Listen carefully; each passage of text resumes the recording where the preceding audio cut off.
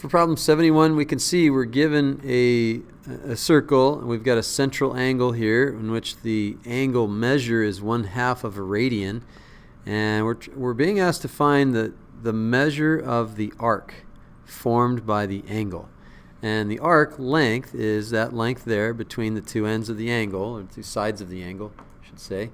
And we should know that there's this formula that the actual radian measure of an angle is that ratio between the length of the arc and the radius of the circle, but we've been seeing it as S if we multiply both sides by R. We see that S, the arc length, if that's what we're indeed looking for, we get that by taking the radius of the circle and multiplying it by the radian measure of the angle. And that's indeed what we're trying to find here. So S then is equal to the radius, which is 10, multiplied by the radian measure of the angle, which is 1/2, and so we get 5. So 5 what? Well, the radians go away. When we're dealing with length, radian measure means nothing. And so the only measure we have here is m, meaning meters. And so really what we have here is a 5-meter long arc length. And that's the answer. You just take r and multiply it by theta.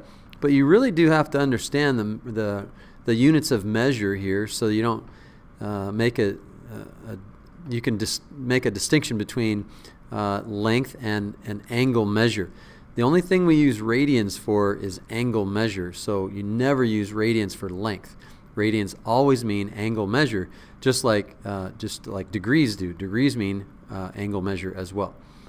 So that being said, I think we can go ahead and do number 75 here as well. We've got the length now. We're actually given the length of the arc as 3 miles, and we're given the radius of the circle, which is 5 miles, and we're asked to find the radian measure of the angle.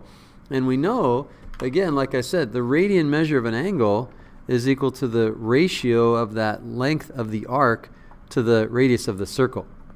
So therefore, we just plug in, making sure that we're in that we got miles and miles, that units of measure are the same.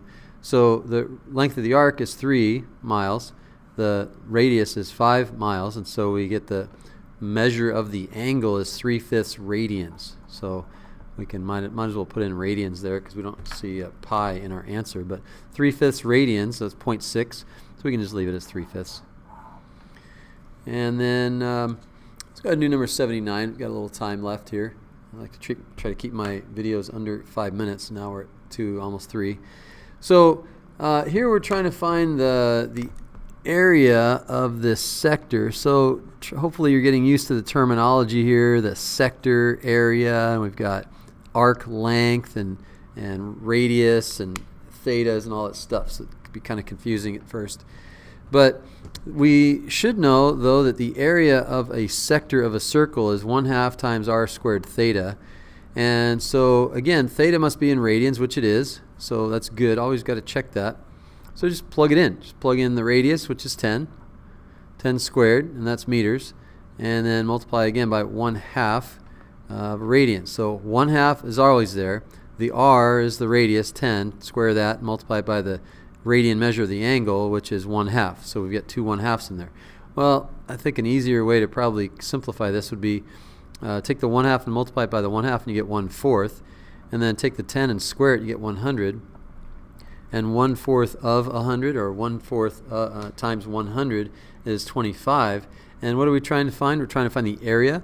So area, remember, is in square units. So we got to be careful here. The radius is being measured in meters. So we have the area being in square meters. So we want to make sure we use the proper units of measure for each of these. And so that's how we do it. That's it. Just use the formula. And hopefully understanding the units of measure, and we got the whole package.